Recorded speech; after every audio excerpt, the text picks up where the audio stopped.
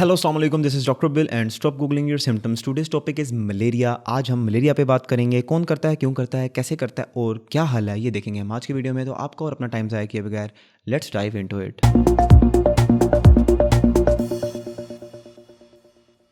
Start करते हैं malaria के सिम्टम्स के साथ।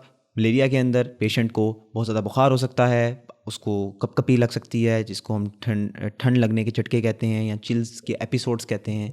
उसको बहुत ज़्यादा पसीना आ सकता है, उसके पेट में दर्द हो सकता है, उसको उल्टी और मतली हो सकती है और उसके खून की कमी का शिकार हो सकता है जिसको हम इंग्लिश में अनीमिया कहते हैं। कुछ सीवियर केसेस के अंदर आपको मिर्गी के दौरे भी पड़ सकते हैं और आप कोमे में भी जा सकते हैं मलेरिया की वजह से। मलेरिया क्या होता है? मलेरिया एक जरासीम का नाम है और इसकी 4 मशहूर इकसाम होती हैं। तो ये जैसे ही हमारे जिस्म में एंट्री देता है उसके बाद ये सीधा हमारे जिगर में जाता है और कुछ दिन वहाँ पर अपनी अफजाइश करता है, अपनी ग्रोथ करता है, अपनी डेवलपमेंट करता है और अपनी डिविजन्स करता है, मतलब मज़ीद तादाद में ज़्यादा बढ़ता है, मैच्योर होता है और बीमारी करने की कैपेसिटी अपनी बनाता है। उसके बाद कुछ दिन जिगर में रहने के बाद और जान पकड़ने के बाद जब ये बीमारी करा सकता हो तो ये वापस खून में आता है। तो वहाँ पर ये आरबीसीज, जिनको रेड ब्लड सेल्स कहते हैं और उर्दू के अंदर लाल जरसूमे, खून के लाल जरसूमे भी कहते हैं, उन पे अटैक करता है। ये वो सेल्स होते हैं जो कि हमारे जिस्म में ऑक्सीजन को डिलीवर करते हैं, फेफड़ों से ऑक्सीजन लेते हैं और हमारे जिस्म के बाकी अज़ा को वो ऑक्सीजन या मायनी हवा को डिलीवर करते हैं। तो जैसे ही ये इन पर हमला करता है ये टूट फूट का शिकार होते हैं। इनमें से केमिकल्स निकलते हैं जो कि केमिकल्स रिएक्शन करते हैं। रिएक्शन के ज़रिए हमें बुखार होता है, हमें ठंड लगने लग जाती है, हमें कपकपी के दौरे पड़ते हैं और हमारे पसीना आने लग जाता है, हमें खून की कमी का शिकार हो जाते हैं टूट फूट से आरबीसीज़ की। सो आरबीसीज़ के ऊपर ये हमला करता है। जो हमारा जो मलेरिया का पैरासाइट है, जो मलेरिया का जरासीम है, वो आरबीसीज़ रेड ब्लड सेल्स के ऊपर अटैक करता है और जिसकी वजह से वो टूट फूट का शिकार होते हैं और हमें सारी अलामात आती हैं।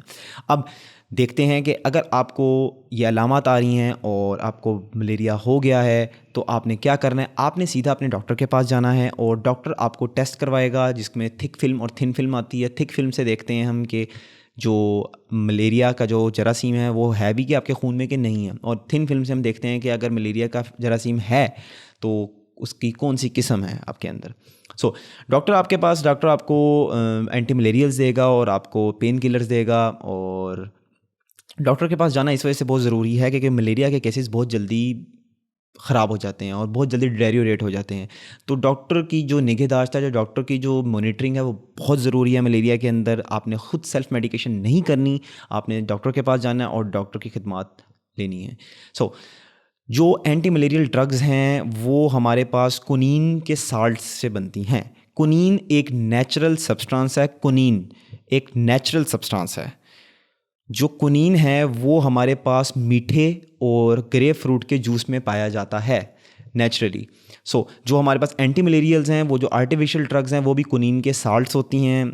और आप ये कर सकते हैं कि आप डॉक्टर को दिखाने के बाद डॉक्टर की जो दवाई और ट्रीटमेंट ले रहे हैं उसके साथ आप सप्लीमेंट कर सकते हैं, अपने ट्रीटमेंट को सपोर्ट कर सकते हैं मीठे और ग्रेप फ्रूट का जूस पीकर। कतन इसका मकसद ये नहीं है कि अगर आपको मलेरिया हो गया और आपके मलेरिया के आपको अलामात आ रही हैं तो आप बिल्कुल डॉक्टर को ना दिखाएं और आप ग्रेप फ्रूट जूस और मीठे का जूस पीते रहें। तो मैं आपको ये कभी भी रिकमेंड नहीं करूँगा।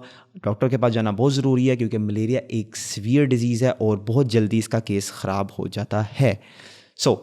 ये तो हो गया मलेरिया का ट्रीटमेंट। और अब मलेरिया से बचना कैसे है? मलेरिया से आप 2 तरीके से बच सकते हैं। मलेरिया से आप बच सकते हैं कि या तो आप मच्छर से बच जाएं या मच्छर ही ना हो। मच्छर से आप बच कैसे सकते हैं? मच्छरदानी का इस्तेमाल करके, जिसको बेड नेट्स कहते हैं, जो बेड के सामने नेट लगाते हैं और बेड के ऊपर नेट लगाते हैं और आप कपड़े पूरे पहन के और आप मॉस्पेल का इस्तेमाल करके या इसी तरह के किसी भी लोशन का इस्तेमाल करके या मोर्टीन या फिर इस तरह की कोई डिवाइस का इस्तेमाल करके। दूसरा ऑप्शन था कि आप मच्छर ही ना हो। मच्छर आप कैसे नहीं होंगे? मच्छर अगर ये ऐसे नहीं होंगे कि अगर आप अपने मोहल्ले, अपने इर्द गिर्द, अपनी सोसाइटी है उधर आप अपने जो पानी को जमा ना होने दें, क्योंकि जो मच्छर हैं वो अंडे ही गंदे पानी में देते हैं, जो मलेरिया के मच्छर होते हैं। तो अगर पानी नहीं होगा तो मच्छर अंडे नहीं देंगे, मच्छर नहीं होंगे। और अगर हैं आपके पास पानी खड़ा और मच्छर ने अंडे दिए हुए हैं तो आप उसमें मिट्टी का तेल डाल सकते हैं, आप स्प्रे करा सकते हैं। आप अपने घरों में, अपने कमरों में जहाँ पे आप सो सकते हैं, आप वहाँ पे सोते हैं, आप वहाँ पे कॉइल जला सकते हैं जिसके ज़रिए मच्छर मर जाते हैं। तो इन 2 तरीक़ों से आप मच्छरों से बच सकते हैं और रिजल्टेंटली आप मलेरिया होने से बच सकते हैं। अगर आपको मलेरिया है तो आप आइंदा बच सकते हैं, और अगर आपको नहीं हुआ तो आप वैसे बच सकते हैं। सो मलेरिया का जो बुखार होता है वो आपको ये 2 या 3 दिन के बाद आता है। मतलब 2 दिन वक्फ़ा होगा, फिर तीसरे दिन होगा, या फिर कुछ एग्ज़ाम के अंदर 3 दिन वक्फ़ा होगा, चौथे दिन होगा। तो जिस दिन बुखार होता है उसके बाद 2 दिन या 3 दिन का ब्रेक आता है। तो बंदे को ऐसा लगता है कि जो पेशेंट होता है उसको ऐसा लगता है कि वो ठीक हो गया और वो दवाइयाँ छोड़ने पे भी चला जाता है और डॉक्टर के पास नहीं जाता, लेकिन फिर 2-3 दिन बाद वो दोबारा आता है। तो आपने इसमें ज़रा भी बदपरहेज़ी नहीं करनी, आपने फ़ौरन डॉक्टर के पास जाना है और उसकी दवाई को आपने कंप्लायंस के साथ, मतलब पूरे प्रॉपर तरीके के साथ आपने उस दवाई को खाना है। ये जो दरमियान में आपको ब्रेक्स मिलेंगे, आपके फ़ीवर और आपके जो बुखार होगा, जो आपकी तबीयत ख़राब होगी, आपको ठंड लगेगी और पसीने आएंगे, ये जो एपिसोड्स के दरमियान में आपको ब्रेक मिलेगी, उससे आपने धोखा नहीं खाना। मलेरिया आपके अंदर चल रहा होता है, वो सिर्फ़ और सिर्फ इस तरह का साइकिल बनाता है कि 2 से 3 दिन का रेस्ट देता है और फिर चौथे दिन या तीसरे दिन होता है, फिर दोबारा रेस्ट देता है और फिर होता है। तो ये नॉर्मल डिजीज़ प्रोसेस है, इससे आपने धोखा नहीं खाना, आपने डॉक्टर के पास जाना है और अपनी दवाई बाकायदगी से इस्तेमाल करनी है। मज़ीद सप्लीमेंट आप उन चीज़ों से कर सकते हैं जो मैंने आपको बता दिया है। अगर आपको मेरी ये वीडियो पसंद आई है और आपको ये यूज़फुल लगी है तो आप मेरे चैनल पर जाकर दूसरी डिजीज़ की, जो दूसरी बीमारियों की जो वीडियोज़ हैं वो ज़रूर चेकआउट कीजिएगा। आज के लिए इतना ही। Thank you. अल्लाह हाफिज़। See you in the next video.